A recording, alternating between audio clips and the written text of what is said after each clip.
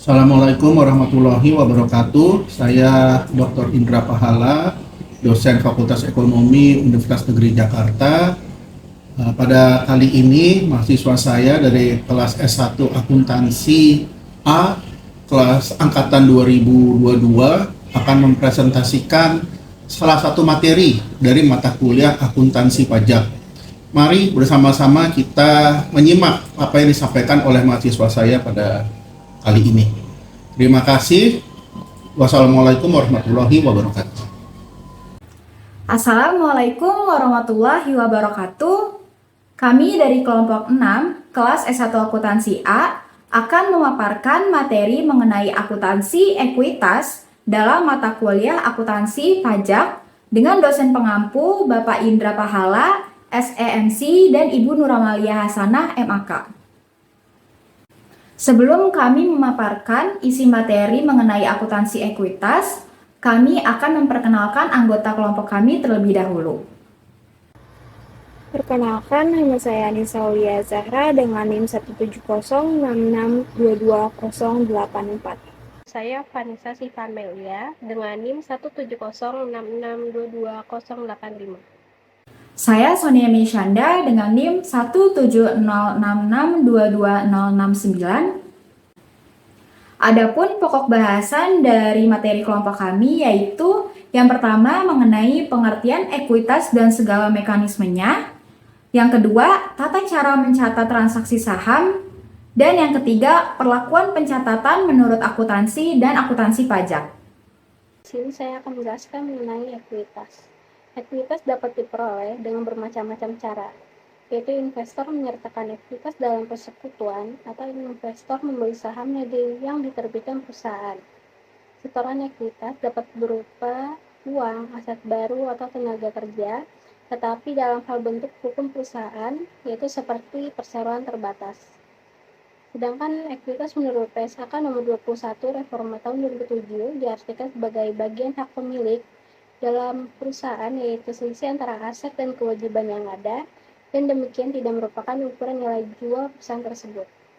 Ekuitas berasal dari investasi pemilik dan hasil usaha perusahaan yang dapat berubah karena adanya penarikan kembali penyertaan, pembagian laba, atau rugi.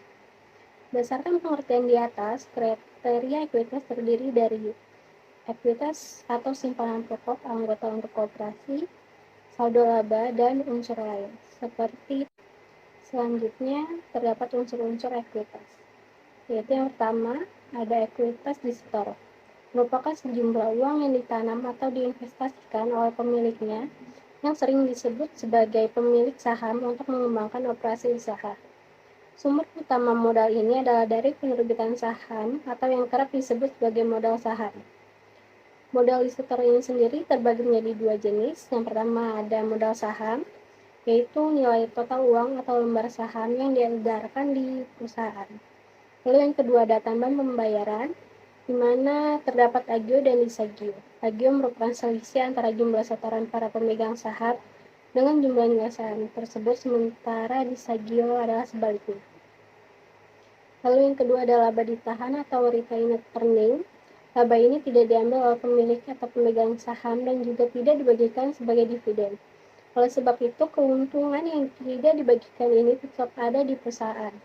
Keputusan seperti ini sepenuhnya ada pada tangan pemegang saham.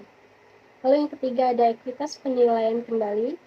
Modal penilaian kembali adalah selisih antara periode lama dengan periode saat ini, dengan tujuan menjaga agar aset perusahaan tetap berada pada keadaan wajar. Hal tersebut terjadi karena penilaian ini mengeluarkan biaya, maka semua akan ditanggung bersama oleh masing-masing anggota. Lalu yang keempat ada ekuitas sumbangan, yaitu merupakan aktiva yang berasal dari sumbangan luar perusahaan.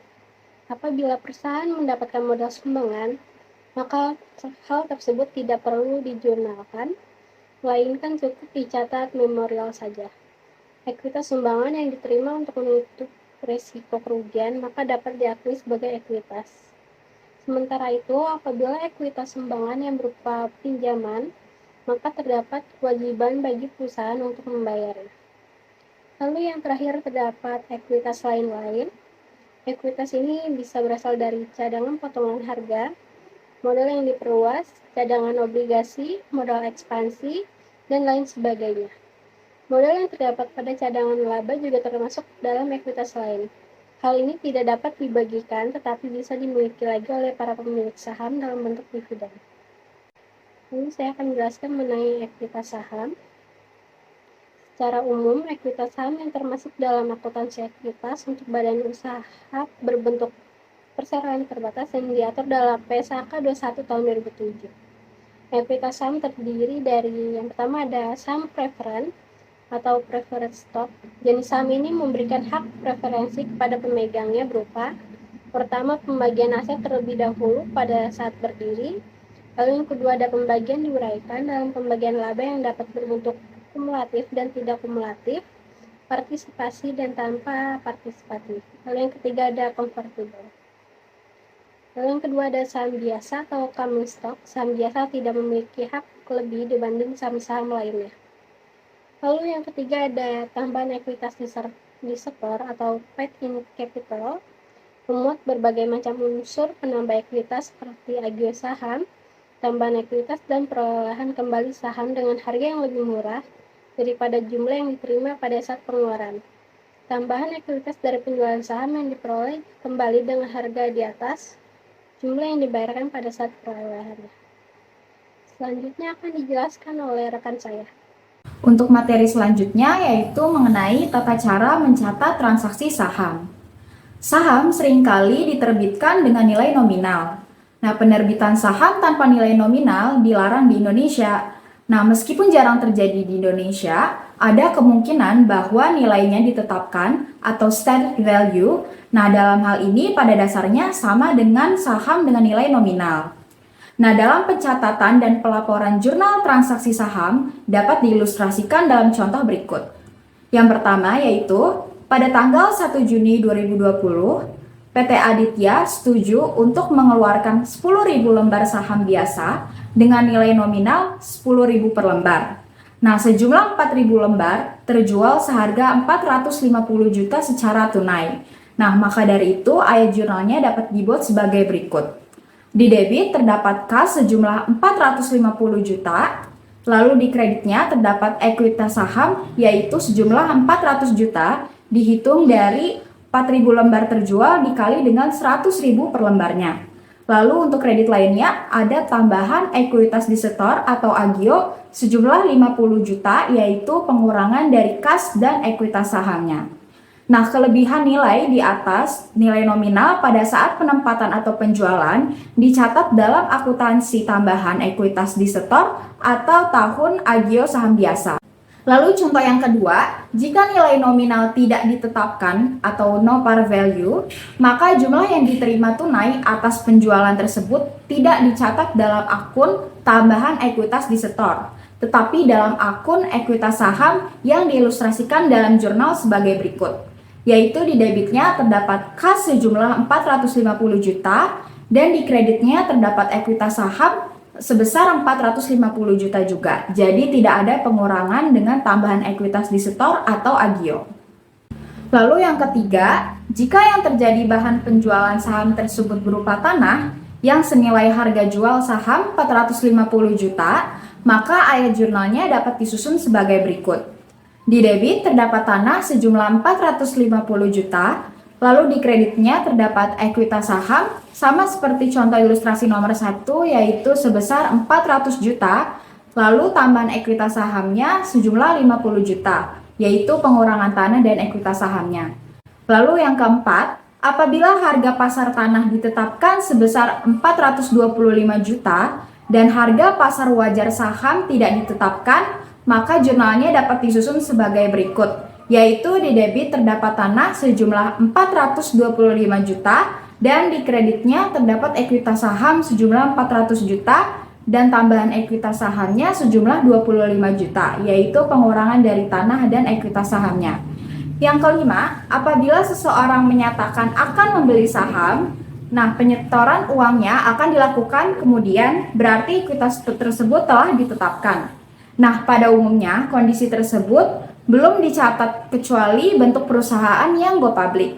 Nah, sebagai contohnya, PT Arwana setuju untuk mengeluarkan 10.000 lembar saham biasa dengan nilai nominal 100.000 per lembar. Lalu pada tanggal 1 November 2020 dijual 5.000 lembar dengan biaya 125.000 per saham dengan pembayaran awalnya yaitu 50%. Nah, sedangkan kekurangannya akan dibayar dalam tenggang waktu 90 hari tepat jurnal disusun. Maka dari itu, ayat jurnalnya dapat disusun sebagai berikut. Yang pertama yaitu saat penempatan. Di debitnya terdapat piutang atas perusahaan saham sejumlah 625 juta, yaitu dihitung dari biayanya yaitu 125 juta dikali dengan 5.000 lembar. Lalu di kreditnya terdapat saham yang dipesan sejumlah 500 juta dari perhitungan 5.000 lembar dikali nilai nominalnya 100.000 per lembar. Dan tambahan ekuitas di setornya sejumlah 125 juta dihitung dari pengurangan piutang atas perusahaan saham dengan saham yang dipesan. Lalu yang kedua yaitu saat penerimaan bagian pertama. Di debitnya terdapat kas dalam bank sejumlah 312.500.000 atau 50% dari 625 juta dan di kreditnya terdapat piutang atas pemesanan saham sejumlah 312.500.000. Lalu untuk jurnal yang ketiga yaitu saat menerima kekurangan bagian kedua dan pengeluaran 2.500 lembar yang seluruhnya sebagai saham yang dipesan. Nah, ini dibagi menjadi dua jurnal. Yang pertama di debitnya terdapat kas dalam bank sejumlah 156 juta dan kreditnya terdapat piutang atas pemesanan saham sejumlah 156 juta rupiah juga. Lalu jurnal yang kedua di debitnya terdapat saham yang dipesan sejumlah 250 juta dan kreditnya terdapat saham biasa sejumlah 250 juta. Nah, berdasarkan jurnal-jurnal tersebut, maka ekuitas yang dilaporkan dapat dijabarkan sebagai berikut, yaitu ekuitas memegang saham terdiri dari saham biasa nominal sejumlah 100.000 yang disetujui, lalu 25.000 lembar telah beredar, maka totalnya 250 juta. Lalu saham yang dipesan 25.000 lembar sejumlah 250 juta. Lalu tambahan ekuitas di setornya sejumlah 125 juta. Nah, semuanya ditotal lalu dikurangkan dengan piutang atas pemesanan saham sejumlah 156.250.000. Maka hasilnya yaitu total ekuitas sejumlah 468.750.000. Selanjutnya, kita akan membahas tentang perlakuan pencatatan ekuitas menurut akuntansi dan akuntansi pajak. Pencatatan ekuitas menurut prinsip akuntansi memiliki 6 poin. Yang pertama, ekuitas mencakup modal pemilik, yaitu saham biasa, saham preferen, dan laba ditahan, serta laba atau rugi tahunan. Yang kedua, saham biasa dan saham preferen dicatat sebagai bagian dari ekuitas pemilik. Yang ketiga, laba ditahan mencatat akumulasi laba yang belum dibagikan kepada pemilik atau dibayarkan sebagai dividen.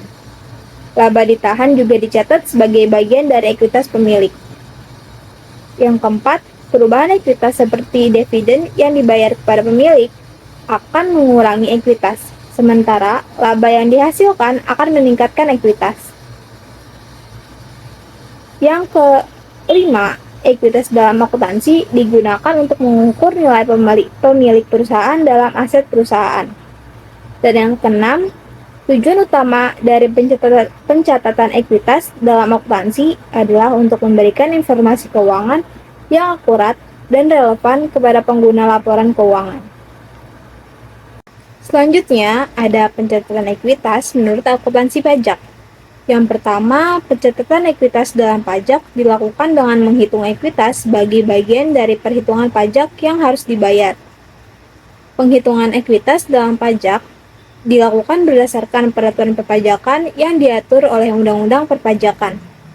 Yang kedua, perlakuan ekuitas dapat berbeda karena fokus utamanya adalah pada perhitungan pajak yang sesuai dengan hukum pajak yang berlaku. Yang ketiga, peraturan pajak dapat mempengaruhi bagaimana perusahaan memperlakukan beberapa elemen ekuitas dalam perhitungan pajak. Misalnya, dividen yang dibayarkan oleh perusahaan dan penerimaan dividen oleh pemegang saham dapat memiliki implikasi pajak yang berbeda. Yang keempat, beberapa aspek ekuitas seperti penilaian saham dan perubahan nilai ekuitas dapat memiliki dampak pajak tertentu. Yang kelima, ada juga peraturan khusus yang mengatur perlakuan pajak terkait ekuitas, seperti perlakuan pajak atas saham preferen dan dividen yang dapat berbeda dari perlakuan akuntansi. Dan yang terakhir ini ada tujuan utama dari pencatatan ekuitas dalam pajak adalah untuk memenuhi kewajiban perpajakan dalam menghindari sanksi perpajakan. Nah, kesimpulan dari pembahasan materi ini adalah ekuitas diartikan sebagai bagian pemilik atas hak perusahaan, yaitu selisih antara aset dan kewajiban yang ada, dan bukan merupakan ukuran nilai penjualan perusahaan. Dalam ekuitas saham, terdapat tiga jenis, yaitu saham biasa, saham preferen, dan tambahan ekuitas di setor. Perbedaan ekuitas dalam akuntansi dan perpajakan dapat dilihat dari tujuannya, yaitu tujuan utama dari pencatatan ekuitas dalam akuntansi adalah untuk memberikan informasi keuangan yang akurat dan relevan kepada pengguna laporan keuangan.